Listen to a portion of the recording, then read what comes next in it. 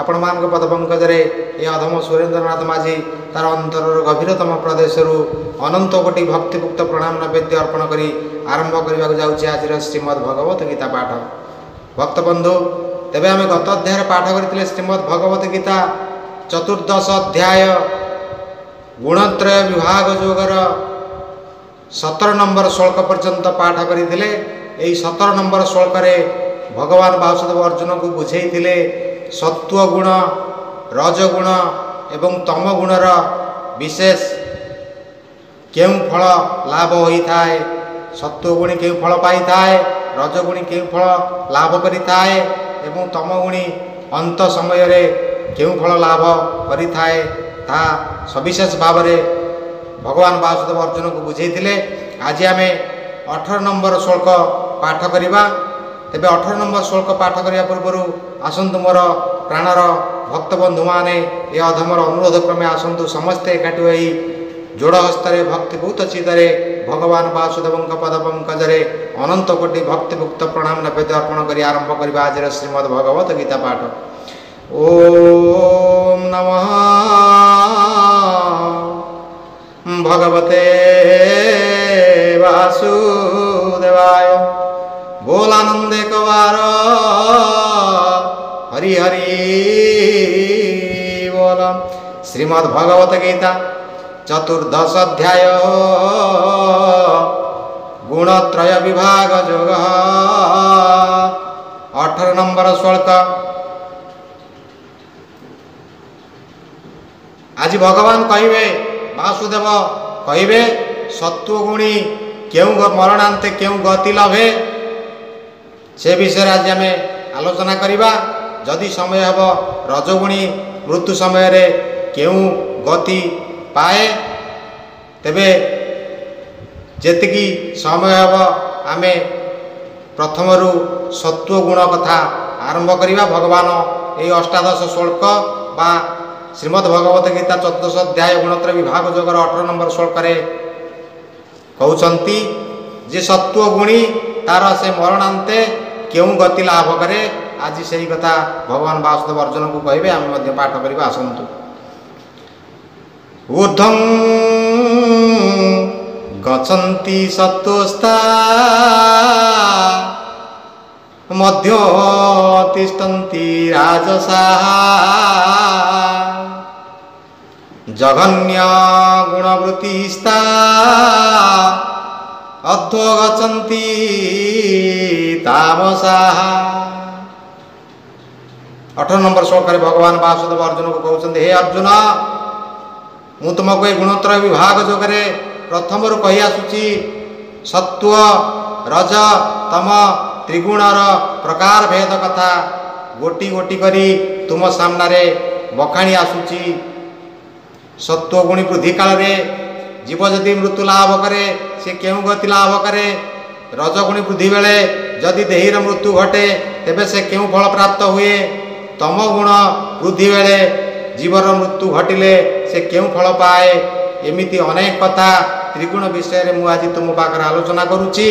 आज से सत्व रज तम त्रिगुण भेद रे आज मु तुमको कहूची सत्वगुणी जेतेबेले देह त्याग करे से केउं गति पाए केउं आड़िकी जाए। रजगुणी मृत्यु समय रे बा मृत्यु हेला परे से केउं गति लाभ करे बा से केउं अवस्था प्राप्त होता है मृत्यु परे। एवं तमगुणी से मध्य केउं अवस्था प्राप्त हुए मृत्यु परे से कथा आज मु तुमको बुझेबी। तेबे 18 नंबर श्लोक भगवान वासुदेव कहउचंती कौन ना ऊर्ध्वं गच्छन्ति सत्त्वस्ता ए मध्यो तिष्ठन्ति राजसाः जघन्य गुणवृत्तिस्ता अध्वो गच्छन्ति तामसाः।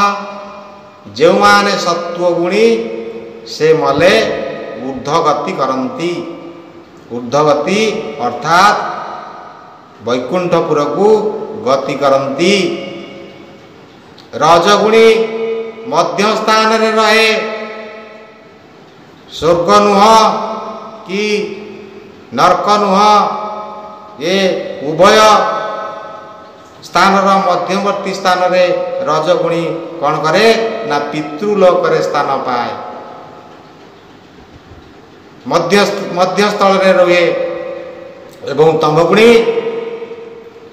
रे कौन होता है तमगुणी अधोगति पाए नीच गति पाए पशु जन्म पाए पक्षी जन्म पाए कीट जन्म पाए पतंग जन्म पाए एमिति कौन हुए तार नीच गति होता है पाप भीतर जिते बेले पशि जाए से पापरू धीरे धीरे पापर वृद्धि घटे एवं पापर वृद्धि घटी घटी से कौन हुए ना नरक जंत्रणा भोगे पशु जोनि रे जन्म हुए पक्षी जोनि रे जन्म हुए कीट जोनि रे जन्म हुए पतंग जोनि रे जन्म हुए एमिति जन्म पर जन्म होई से नीच गति पाए बा अधोगति पाए आउ भगवान को संगरे तार देखा साक्षात हो पारे ना भगवान को संस्पर्श से आसी पारे ना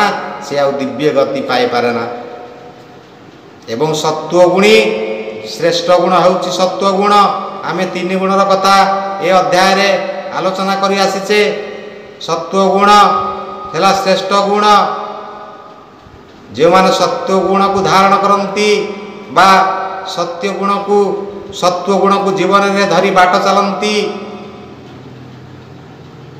सदा सर्वदा सेमान हृदय रे दैव गुण प्रकाश पाए भगवान के पद पंकज सदा सर्वदा आश्रय नियंती भगवत प्रेमी परोपकार करती धर्म कार्य करती पुण्य कर्म करती सात्विक खाद्य भोजन करती सात्विक वस्त्र परिधान करती सबुथिरे से सत्व गुण को धरी थांती सेमान जिते बेले मृत्यु लाभ करती मृत्यु परे सेमानकर दिव्य गति होता है अर्थात सेमान ऊर्ध्व गति करती एवं रजगुणी जे रजगुण को धारण करि थाए सेमाने कौन करती ना ऊर्ध्व गति करि पारंती नाही कि नीच गति करि पारंती नाही सेमाने ये दुईटी गतिर मध्यस्थल रे रहंती बा पितृलोक रे रजगुणी रहे मध्यस्थल रे रहे एवं जे तम गुण को धारण करि थाए अथवा तम गुण वृद्धि बेले बा तम गुणी लोकटी जेते बेले मृत्यु लाभ करे मृत्यु परे से नीच गति पाई थाए अथवा तार अधोगति होई थाए से पशु जन्म पाए पक्षी जन्म पाए कीट जन्म पाए पतंग जन्म पाए एमिति पापरू पापरू पापरू पापरू पाप तार अतिशय हो जाए पाप तार दिन को दिन बढ़ी चले एमिति पशु जोनि पाए पक्षी जोनि पाए कीट जोनि पाए पतंग जोनि पाए एमिति जोनि पाई पाई पाई पाई तार नीच गति होता है से आ भगवान को प्राप्त करी पारे ना ऊर्ध्वं गच्छन्ति सत्त्वस्था मध्यं तिष्ठन्ति राजसा जगन्य गुणवृत्तिस्था हे अधो गच्छन्ति तामसा जो मान सत्वगुणी से मले ऊर्ध्वगति करती रजगुणी मध्य स्थान रे रहे वो तमगुणी अधोगति पाए सत्वगुण रे जे गमंती ए ऊर्ध्वरे गति से करंती ए राजस मध्य स्थले रहे ए तामस गति पाए ए ऊर्ध्व स्वर्गादि ब्रह्मलोके ए मध्य पृथ्वी मने रखे अधः पाताल सप्तपुर ए आवर शुण ପାର୍ଥବୀର। ସେବେଳେ ଦ୍ରଷ୍ଟା କରେ ଜ୍ଞାନ, ଗୁଣ ବ୍ୟତୀତ ନାହିଁ ଆନ। କିଏ ପୁଣି କର୍ତ୍ତା ପଣେ ଥାନ୍ତି, ଏ ଆତ୍ମା ତ ନିର୍ଗୁଣ ଅଟନ୍ତି। ବିବେକ ବୁଦ୍ଧି ପ୍ରଭାବରେ ଏ ଜୀବ ଯା ଭାବେ ସେ କାଳରେ। 19 ନମ୍ବର ଶ୍ଲୋକରେ କ'ଣ କହିଲେ ଭଗବାନ? ନାନ୍ୟଂ ଗୁଣେଭ୍ୟଃ କର୍ତ୍ତାରଂ ଯଦା ଦ୍ରଷ୍ଟାନୁପଶ୍ୟତି,